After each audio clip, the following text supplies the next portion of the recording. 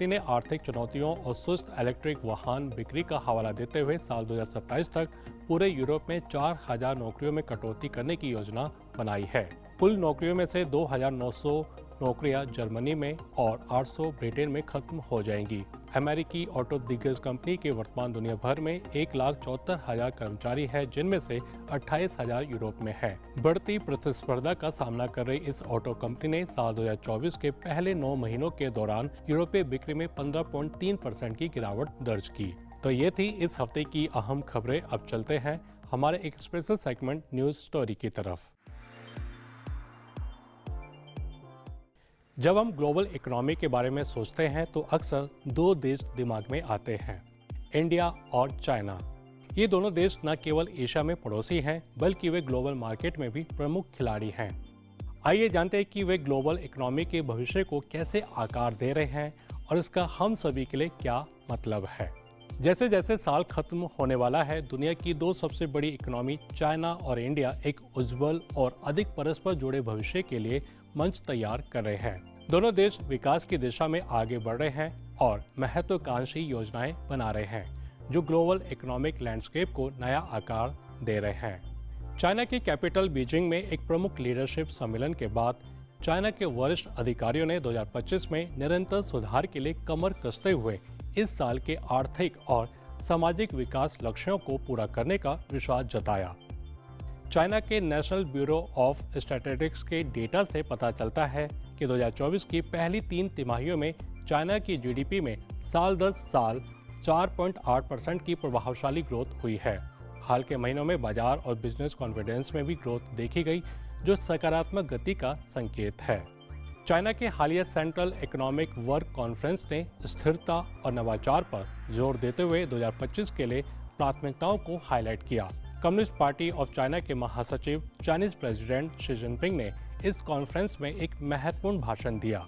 उन्होंने अपने भाषण में 2024 में देश के आर्थिक कार्यों और मौजूदा आर्थिक स्थिति पर चर्चा की और अगले साल की आर्थिक गतिविधियों की योजना बनाई। इस कॉन्फ्रेंस में यह बात निकल कर आई कि साल 2024 में चाइना की इकोनॉमी स्थिर रही और प्रगति की है। देश ने उच्च गुणवत्ता वाले विकास में ठोस सुधार हासिल किए हैं और साल के लिए प्रमुख आर्थिक और सामाजिक विकास लक्ष्यों को सफलतापूर्वक पूरा किया है। आगे की ओर देखते हुए योजना का फोकस घरेलू खपत को बढ़ावा देने, रोजगार के मौके पैदा करने और स्थिर ग्रोथ को बनाए रखते हुए कीमतों को स्थिर करने पर है। प्रमुख उपायों में सरकारी खर्च को बढ़ाना, टैक्स में सुधार करना और ब्याज दरों को एडजस्ट करना शामिल है। China artificial intelligence, green energy और एडवांस मैन्युफैक्चरिंग जैसे मॉडर्न इंडस्ट्री पर 2 गुना जोर दे रहा है। रियल एस्टेट मार्केट को स्थिर करने, ग्लोबल ट्रेड संबंधों को बढ़ाने और ग्रामीण पुनरुद्धार को समर्थन करने के प्रयास भी एजेंडे में है।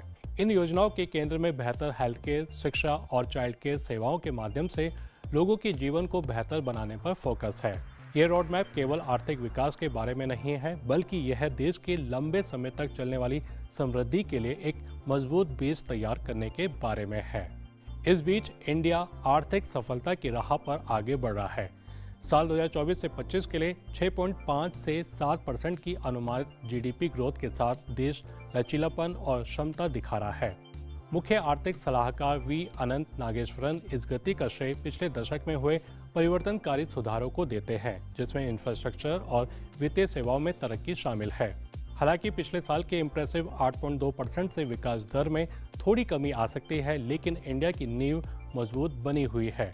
टेक्नोलॉजी, इंफ्रास्ट्रक्चर और एजुकेशन में इन्वेस्टमेंट सतत विकास का रास्ता बना रहे हैं। हमें इंडिया की वर्कफोर्स को नज़रअंदाज नहीं करना चाहिए। इंडिया अपनी युवा आबादी के लिए जाना जाता है, जहां कई लोग वर्कफोर्स में घुस रहे हैं। यह एक बड़ा फायदा है, क्योंकि यंग वर्कफोर्स इनोवेशन और आर्थिक विकास को बढ़ावा दे सकता है।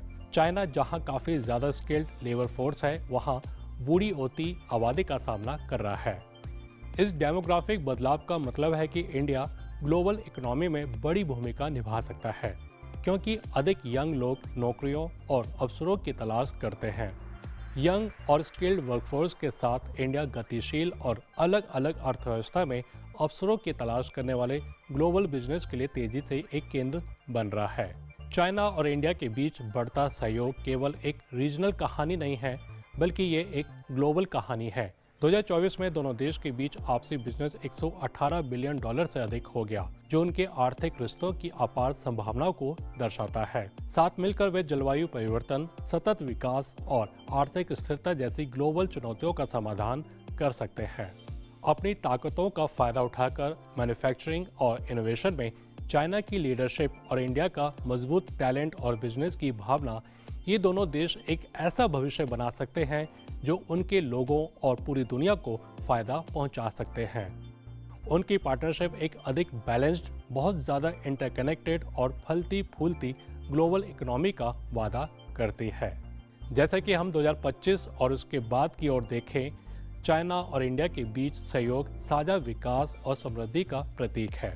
ये एक ऐसा भविष्य है जहां ये दो दिग्गज अपनी महत्वाकांक्षाओं और ताकतों से एकजुट होकर वास्तव में दुनिया को बदल सकते हैं। अंत में मैं ये कहना चाहूँगा कि इन दोनों देशों का एक ही विजन है और वो है एक समृद्ध दुनिया का निर्माण करना।